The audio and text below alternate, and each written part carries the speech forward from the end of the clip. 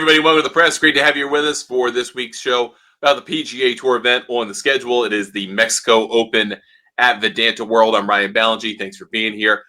We got two shows this week. We're going to go over everything related to the Mexico Open at VidantaWold. And then our second show this week, we have a couple of different events to talk about. We've got the LPGA back in the Honda LPGA Thailand, starting off their winter Asian swing. And then we've got on the DP World Tour, one of my favorite events to watch of the year, one of the hardest to bet in my opinion, but it is the magical Kenya Open. And then we've still got the Champions Tour off. They're off for 3 weeks after they just finished up the Chubb Classic. And then we're another week away from getting the Korn Ferry Tour back. We're, I think, 3 weeks away it is from another live event in Hong Kong. So we don't have a whole lot of action the next couple of weeks. Max 3 tournaments in a week. That's still good. Still got one show for the PGA Tour, and then we have one for everything else. So let's get into all things Mexico Open. So this is like the third different name for this tournament. It's been called the Mexico Open, the Mexico Open at Vidanta, Mexico Open at VidantaWorld. So they've changed the name of Vidanta, I guess, to VidantaWorld. Still the same place. Nothing's changed about it. It's the Vidanta Vallarta Resorts in Vallarta, Mexico. So it's on the, it's not the Pacific, really. Well, I mean, it is the Pacific, but the main part of Mexico, not the Baja California part, in that kind of Puerto Vallarta area, right on the left side, side of the country there, in the kind of central part of it, a little southwest of Mexico City. So you're obviously not at elevation like you are in Mexico City. You're at sea level. This is a very nice resort. I've been invited to go to this tournament a couple different times. Just never really lines up with my schedule. Usually I have a trip I go on right after this tournament every year. It's scheduled every year, so I don't get to go and do this tournament. Would like to go check it out. So this is a golf course that is a resort course. It was built by Greg Norman. It opened in 2016. It's par 71 from the tips. It's 7,436 yards. This is a 132-player field. We did have Monday qualifying for this. This was done pre-Monday qualifying because of the international travel involved, so you don't have people fly out of the country just to play a Monday qualifier. They had it in the United States, and then got your Monday qualifier. So we have the entire field. All of that is known, and we've got 5 top 50 players competing this week. They're competing for a $7 million purse, $1.26 million to the winner. That is a decrease, I believe, of $900,000 from last year's purse. Maybe in that, about that range, not quite in that range, but it's a significant decrease. That's because this event has, like the events of the fall, taken on decreased significance because of the signature events. And with what's coming in the future next year, once we go down to having just the top 100 in the FedEx Cup qualify for a PGA Tour card, this event potentially could suffer even further. I mean, this could have been a 144, 156 person event, but you'd be pulling in people from all kinds of obscure places to play. So 132 players is probably the right fit here. Again, 500 FedEx Cup points to the winner. This is a tournament really meant for guys that don't have the best status, guys that are trying to get some points so they can get in that swing 5, so they can get into Bay Hill. Maybe they can get into that next 10 if they have a win and a good week. Then that way they're going to get into Bay Hill. Create some opportunities to get into signature events, because this is really your best chance. You've got, after this, the Cognizant event, at PGA National, which just changed hands in ownership. And then, before you know it, you're at Bay Hill, you're at the Players. You're running out of time here to make your move early on in the season if you are a Korn Ferry Tour graduate, DP World Tour graduate, or a Q School graduate. So this is a big week for those players. And you'll see it in the way that the field is reflected. Again, 5 top 50 players. Jake Knapp is the defending champion of this tournament. He played very well here last year. And I think a lot of people were on him. We were on him last year. I think a lot of people saw what he was building up towards. Seems to kind of develop this reputation between last year and this year as an early season star. I think that's a reason to like him in the title defense this week. But I think the other thing to take away from this graphic in Vidanta Vallarta is that, yes, it is a resort course, but more importantly, it's a resort course designed for long hitters to hit the ball with impunity. And we've seen that in who's won here in the 3 years they've played here and who's come close, frankly. And we're going to talk about horses for courses here in a little bit. But the past champions and the players who really finished in the top 3 will indicate to you this is a place for bombers, and that's who you should be thinking about first and foremost. this week. Let's go ahead and take a look at the betting odds for the top 18, 20 players in the field this week. Again, 132 player field. Akshay Bhatia, highest ranked player in the field, I think, outside of Aaron Rai. I think Aaron Rai is higher ranked, but he is 14-1, coming off of finally a good finish, finally getting the season going with Tori. Kurt Kitayama is 18-1, along with Rasmus Højgaard. Kitayama's played well here in the past as a runner-up here. Just a good long hitter of the golf ball. He seems to line up well with places that are just kind of long, and you just got to hit it out there as hard as you can.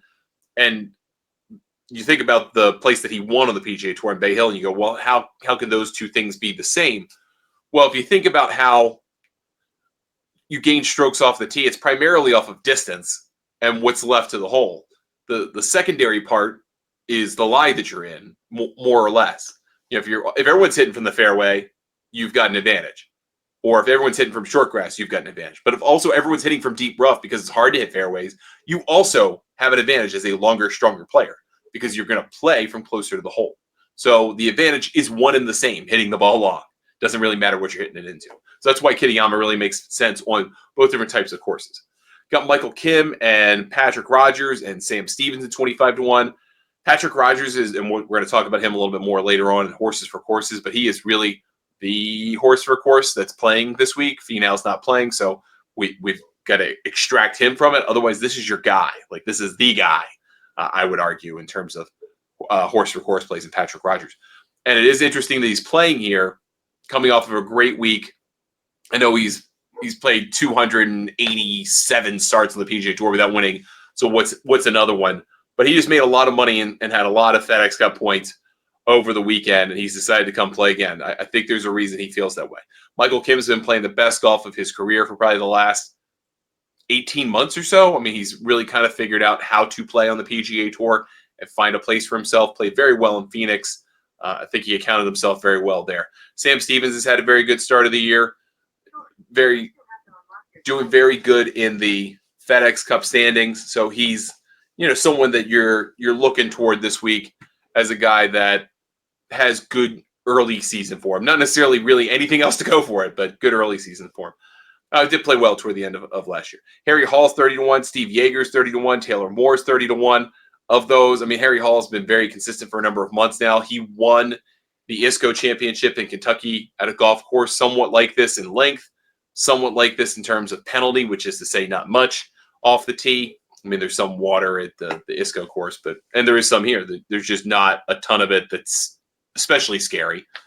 Yeager is one of your horse for course plays here, has a top 3 finish here, has played well in this tournament a couple of different times, seems to play well in the southwestern climates in particular, Texas and Arizona and down here. So I think maybe there's something to that, but he's also just a hard hitter of the golf ball.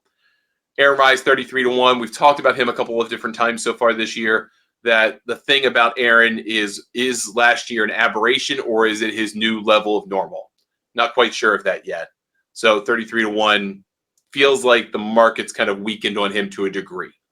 Alex Smalley, I think some people are going to be on at 35-1. Defending champions 35-1, and Jake Knapp. I think a lot of people are going to be on him to defend. Ben Griffin's 35-1. I don't think he's long enough. I mean, I think he's straight enough. I just don't think he's long enough. This isn't kind of the track for him. Kevin Yu's interesting at 40-1, has a decent track record here, along with Bo Hostler. Nikolai Højgaard, we got both Højgaards this week. Nicholas Norgard, who you may not know as well, but great player, great developing player from the DP World Tour. I'm not going to bet him here this week. I can understand the case for, though. Justin Lauer is 45-1 as well. Before we get into more players in the field, let's go over the top 10 in my model. Again, this model is available in full to our members at golfnewsnet.com. $40 for 1 year, $70 for 2 years, and $100 for 3 years. But this is our top 10. We give it away to free to everybody, including you watching and listening to the show. So Aaron Rai is number 1. Again, that's on the basis of a longer-term model. If you were to tell me that you wanted me to make you a short-term model, I would expect him to be 10 to 14 on that list, not number 1. But in terms of consistency, he had a very consistent last year in particular, so that really helps him out. Kurt Kitayama is number 2 on the list, which is, again, not shocking. He gains a lot of strokes, and that's the basis upon my model. That's the basis upon which I evaluate players is, do you gain strokes? If you gain strokes, eventually, if you gain enough of them, you probably can win. And that's Kitayama. Steve Yeager, third, not surprising. Victor Perez gets some outsized love in my model a little bit, but he is also a hard hitter of the golf ball. So I do like him quite a bit this week. I probably will not bet him, but I would put an asterisk next to him. There's a reason he's there, but I don't love the reason. Taylor Moore is fifth, and that may lead me to bet him. Ben Silverman sixth, Ben Griffith seven.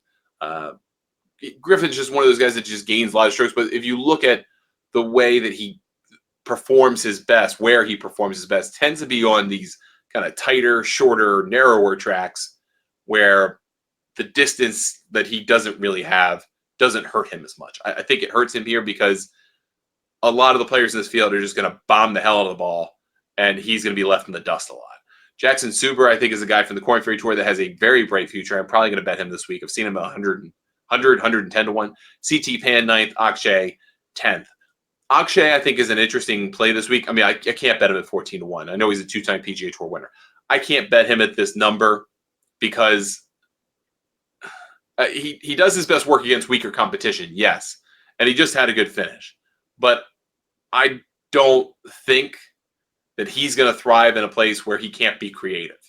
The places he seems to have done the best in his wins, right, at Truckee in California for the Barracuda, and then at TPC San Antonio, those courses require some degree of imagination. This is not an imagination place, and I think that will work against Akshay Bhatia this week. Of course, I could be proven totally wrong. He hits the ball straight all weekend and wins.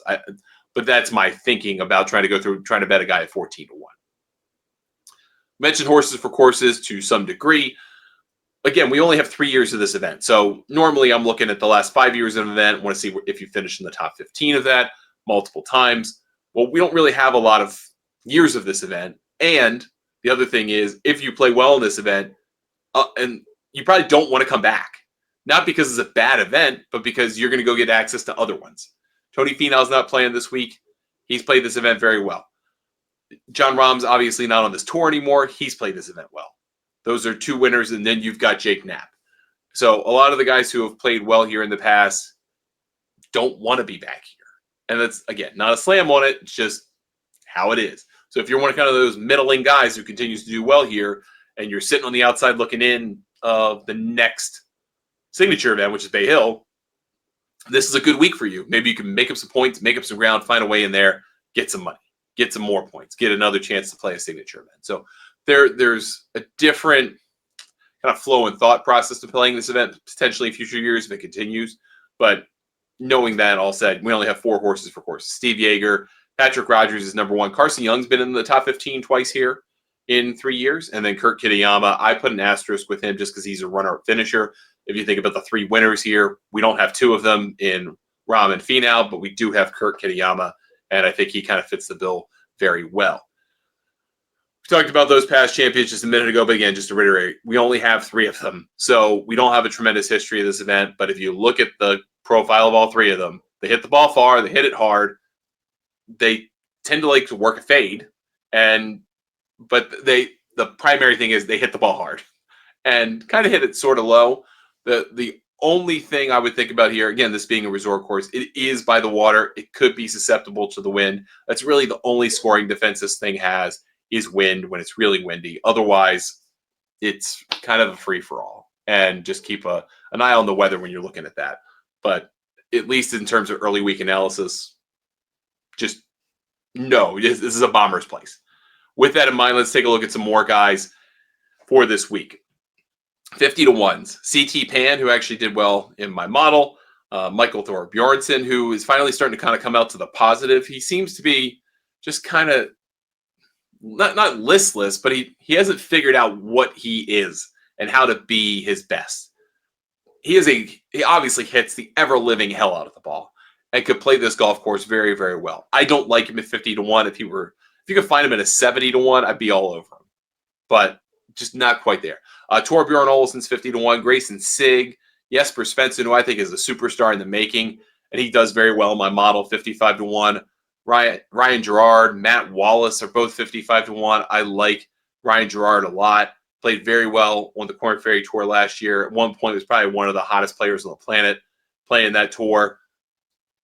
I don't see it quite yet for him on the PGA Tour, not like when he first came out and tried to get into the PGA Tour by special temporary status, but he obviously is good enough to play at this level. Aldrich Potgieter is a guy I think a lot of people are going to be on this week. I am on him. This number is from an overseas book. This is not from a American-based book. I've seen him at 70 to 1. I've seen him at 100 to 1. He's going to be bet down. I think you could safely bet him in the 70 to 80 range and higher. I think 60 would be too short. I don't think that's good enough of a value. But the thing I like about Potgieter so much is that he, again, hits the ever-living heck out of it. He could keep it under the wind. He can hit a 2-iron at his like 300 yards, which is unbelievable. And he just has that kind of young guy's mentality. He's going to play super aggressive. And I like that in a tournament like this. Charlie Hoffman, Antoine Rosner, 60 to 1. Eric Van Rooyen, Kevin Roy, Mac Meisner, who I like quite a bit, 60 to 1. Probably not going to bet him, but I do like his game. Patrick Fishburne, Ryan Fox. Ryan Fox is really interesting to me. I really thought he would find his footing better on this tour faster, and he hasn't. But he hits the ball so hard, and he can beat really good competition. I don't know why it hasn't happened for him yet. Again, I would like him a little bit longer than this, but I want to just kind of point him out as a guy I think can do it out here. Carson Young, 65 to 1 is a better bet than Ryan Fox because Carson Young has shown he's getting better. He's starting to acclimate to this tour. He has a good track record on this golf course.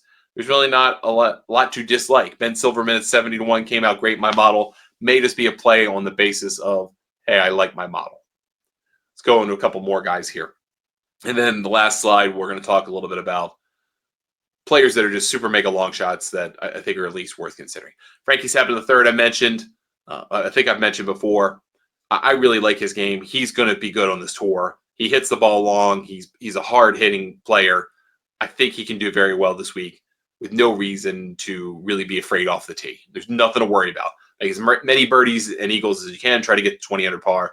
See if you can win this thing. I like him a lot. Jacob Bridgman, Matty Schmidt are 70 to 1. Ricky Castillo, Sam Ryder, Victor Perez, 80 to 1. I do like Victor Perez. Chris Goddard, Lanto Griffin, Vincent Norman. Vincent Norman's kind of interesting at 80 to 1, but not enough for me to bet him. Chandler Phillips, 90 to 1. Joe Highsmith. I've seen some people there that like Highsmith at 90 to 1. Chris Ventura at 90 to 1. I can understand the enjoyment of betting Chris Ventura. I probably have bet him twice at this event for the same theory of the case that I bet Jake Knapp last year and will bet Aldrich Potgieter this year. He hits the crap out of the ball, needs a place to kind of just land the ball, but it hasn't quite paid off yet. Rico Hoey's a little bit better than I think this 90 to 1 number would suggest. Alejandro Tosti, I've seen some people say they want to be on him. Again, long hitter of the golf ball, plays with abandon, hits it really hard. It kind of makes sense. I can be fine with that.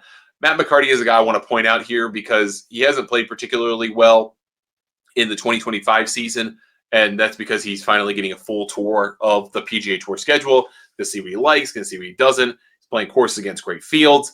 He's got access to really the best events right now because he's got that fresh wind coming off the Korn Ferry Tour and doing it at Black Desert. I think you could see some parallels between Black Desert and here because Black Desert wide open. I mean, obviously it had the volcanic rock everywhere, and that was the deterrent. But wide open fairways, plenty of space to play. You can kind of hit it with impunity, more or less. I think that's going to work out pretty well for Matt McCarty this week.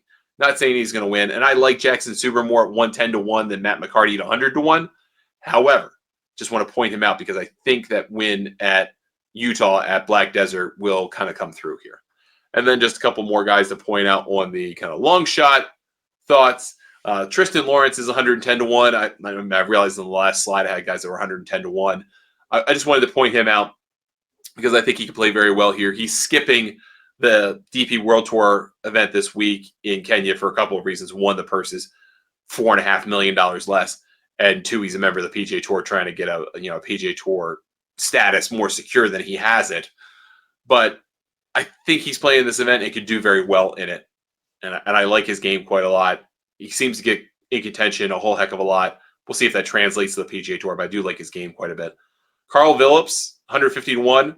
You're going to see him wearing Sunday red Australian kid, came out, I think, his sixth start on the Corn Ferry Tour and won, basically locked up a card for himself in the process. Hasn't really played. He's a guy I like a lot. Of the people that just came off the Corn Ferry Tour, I like Frankie Sappin III and Carl Phillips the most. I have a feeling not too long from now, Carl Phillips is going to be a guy who's like 70-1 to win tournaments, 60-1 to win tournaments. He might win sooner than you think. And then one last guy I want to point out, thanks to, I don't even remember who I listened to on X or Twitter about this, but Cristobal del Solar, Mr. 57, the guy who shot 57 at the Corn Ferry Tour event in Colombia last year, got his PGA Tour card through that tour last year. Not been playing well, but he is 1250-1. And he's a long hitter. It's on a golf course where it should kind of free him up a little bit, maybe take his mind off of what his struggles have been so far. That just seems too much for a guy that can shoot 57.